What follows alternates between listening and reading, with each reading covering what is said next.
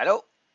Astuce du jour. Bénéficier des outils du logiciel Notebook à partir d'un document que j'aurais déjà dans un autre format que Notebook. Par exemple, dans ce cas-ci, c'est un cas classique. J'ai des notes de cours dans un document Word qui s'étale sur 2 pages, un fichier Excel, un fichier PowerPoint.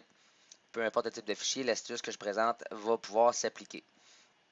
Alors, je vais utiliser le menu Fichier en haut à gauche, puis je vais aller choisir l'option Imprimer. Et je vais aller précisément choisir l'option Smart Notebook Document Writer et non pas en PDF ou encore une imprimante spécifique. Pourquoi je fais ça?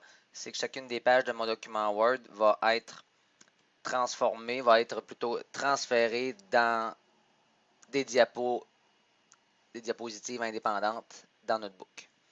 Évidemment, ça exige d'avoir le logiciel Notebook installé sur le même ordinateur que celui que j'ouvre mon document Word a priori. Deux options s'offrent à moi. Chaque page va devenir une image ou encore chaque élément de la page va devenir des éléments modifiables. Moi, je vous propose d'utiliser la première, celle avec les images, beaucoup plus conviviale et rapide, on va dire, d'exécution. 2 pages Word, donc 2 pages Notebook. Je cache mon menu de gauche. Première chose à remarquer, c'est effectivement une image. Donc, vous voyez ici présentement la délimitation. L'image en question, réflexe, la placer comme bon vous semble. Et une fois que c'est fait, pour ne pas avoir à l'accrocher à plus d'une reprise et de la déplacer, pour éviter ça, on va utiliser l'option de verrouillage. Donc, l'image, une fois qu'elle est sectionnée, il y a un petit menu en haut à droite et vous allez pouvoir vous rendre dans le menu verrouiller pour la verrouiller en place. J'aurais pu tout aussi bien cliquer sur le bouton droit de la souris sur l'image, puis de choisir verrouiller en place. C'est la même finalité. Je peux maintenant, et c'est le but, utiliser les outils qui sont à ma disposition.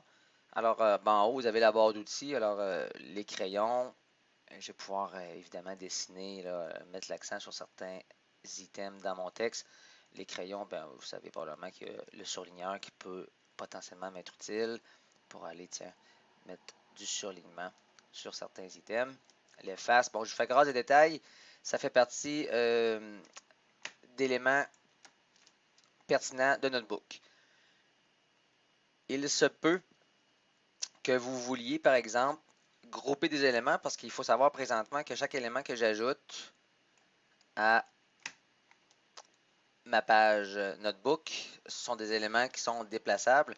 Dans l'optique où ce que vous voudriez, donc disons que je les replace correctement, dans l'optique où ce que vous voudriez que ça ne bouge plus, donc vous allez vouloir le verrouiller. Alors, ce que je vais devoir faire, je vais commencer par déverrouiller ma page. Voilà qui est fait. Et là, maintenant, je vais utiliser la touche contrôle de mon clavier pour sélectionner plusieurs éléments. Donc, par exemple, je commence par sélectionner, j'ai cliqué sur ma page, donc on voit l'encadré bleu tout autour. Ensuite, je vais me diriger vers mon accolade que j'ai dessiné à main levée. Je maintiens la touche contrôle de mon clavier, puis je clique. Donc, vous voyez présentement que j'ai 2 éléments de sélectionner et l'image en arrière-plan et mon accolade que j'avais tracé à la main. Je fais la même chose pour mon fluorescent et mon soulier rouge. Je vais utiliser l'un des 4 menus. Vous voyez que chaque élément qui est sélectionné a un petit menu en haut à droite de l'encadrement de sélection. Je clique dessus et je vais pouvoir aller dans le menu Grouper, puis spécifier précisément que je veux les grouper toute la gang ensemble. Maintenant, c'est un seul élément qui est déplaçable. Quand c'est fait, je vais avoir le réflexe d'aller reverrouiller tout ça. Voilà. L'autre astuce, c'est dans les dernières, il y a l'outil toile. L'outil toile qui me permettrait, disons que je me rends sur la deuxième page pour faire plus concret. Alors disons que j'ai une liste d'éléments et je veux les faire apparaître un à un, petit à petit. Alors l'outil toile me permet d'avoir un cache devant ma page et que je vais pouvoir descendre et ou plutôt afficher comme bon me semble au moment venu. Je pourrais les faire apparaître un après l'autre comme ça. C'est une autre astuce que vous pouvez utiliser qui est pertinent de connaître. Tout au bas de la page, j'enlève ma toile. Dernière astuce. Il arrive qu'au tableau du TNI en classe, si ça peut arriver, vous manquez de place. Souvent, les gens vont avoir le réflexe d'ajouter une nouvelle page blanche, ce qui est bien. Maintenant, je me retrouve avec 3 pages. Mais si j'avais voulu que l'information se trouve à la suite de ma deuxième page et que je manque d'espace, il y a le petit bouton dans le bas qui est tout petit et qui s'intitule « Étendre la page ». En cliquant 1, 2, 3 puis 4 fois, le nombre de fois que vous voulez, vous créez, vous étalez, vous allongez la page verticalement parlant. Alors voilà, c'était les quelques petites astuces pratico-pratiques, espérant que ça puisse vous aider dans votre formation ou votre enseignement.